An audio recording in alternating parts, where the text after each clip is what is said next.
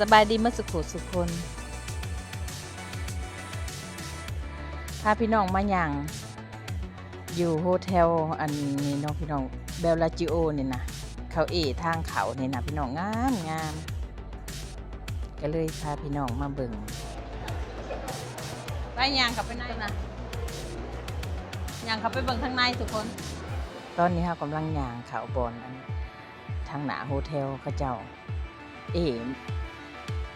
มาในพอดีถึงงานกุดจีนพี่น้องเลยเขาเจ้า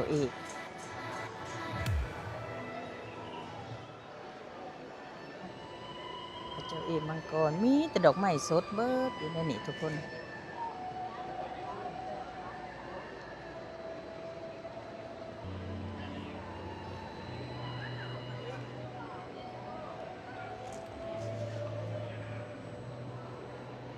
เขาก็ใส่สีแดงเบิดเพราะว่าสีแดงเนาะอันคนจีนเขาเจ้าถือเด้น้องพี่น้องเนาะมันเป็นเหมือนสีโศกสีให้โศกให้เฮงเขาหั่นน่ะ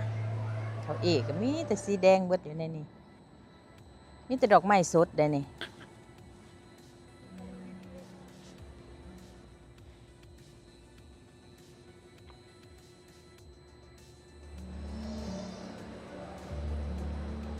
ตัวซีฮอสนี่ก็มีแต่ดอกไม้สัตว์ทะเล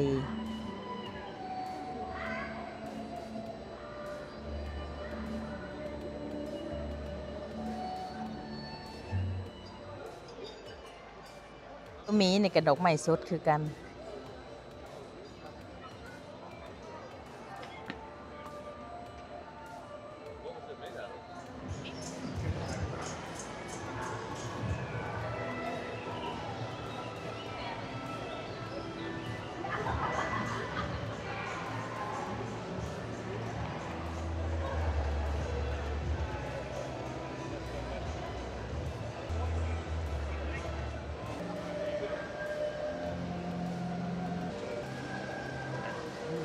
มีแต่ดอกไม้เบิดเด้นี่เขาเจ้าเฮ็ดคนนี่ก็ได้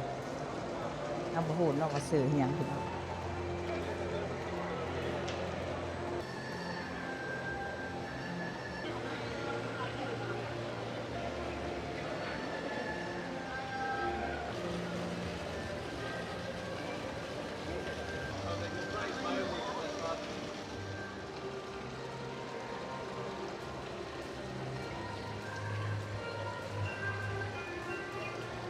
อุ้ยจานใบสีฟ้านี่ใหญ่ๆทุกคนเลยจนครึ่งประตูมีซองแดงพี่น้อง2 ซองนี่ตัวมีอุ้มอยู่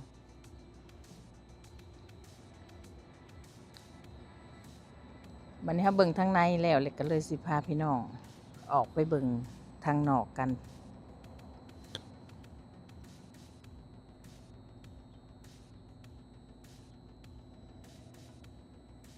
โรงแรมเบลลาจิโอนี่มันใหญ่พี่น้องโรงแรมอันนี้แล้วมีน้ำพุอันนั้นก็เลยว่าสิพาพี่น้องย่างออกไปเบิ่งทางนอกมันมีน้ำพุนำนี่พี่น้องบรรยากาศทางนอก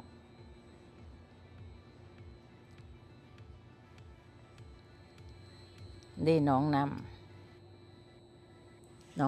ำพุนะบัดนี้สิพาพี่น้องอันย่างไปเบิ่งอันสิย่างไปทางกลางพี่น้องให้เห็นอัน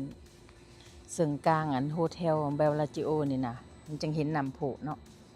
มันจึงเห็นคักพี่น้องมันสิทันอยู่บ่เลยเพราะว่ากลางคืนนี่น้ำมันสิขึ้น15 นาทีขึ้นเท่านึงบ่ทันซ้ำได้นี่พี่น้องเขาเจ้ายืนก่อนเลยพี่น้องคนเต็มเลยอยู่ทางกลางนะเขาก็ได้ยืนอยู่ทางขางน้อยหนึ่งก็เห็นคือกันพี่น้องเพราะว่ามันใหญ่เนาะน้องอันนี้ยืนอยู่เบื้องใดก็ได้เขาก็มายืนได้อยู่บนนี่พี่น้องก็เลยสิยืนพาพี่น้องถาเบิงอยู่นี่พี่น้องถาเบิงน้ำพุ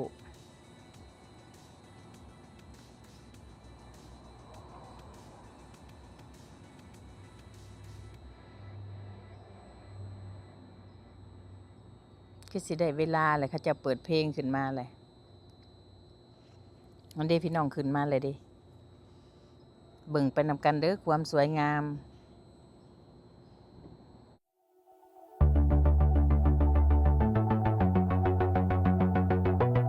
พ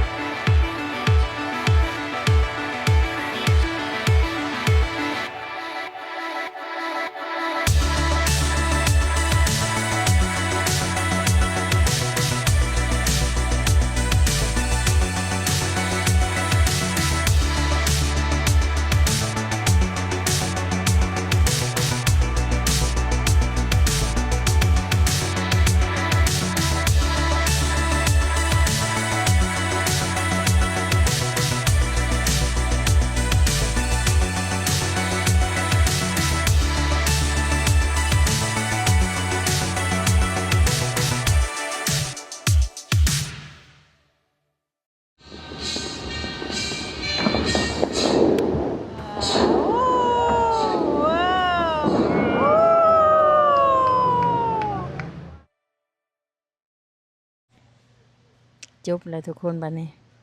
เอาสิได้ปิดคลิปเพียงเท่านี้เนาะทุกคนเนาะพบกันใหม่คลิปหน้าเด้อสำหรับมื้อนี้สบายดีพี่น้อง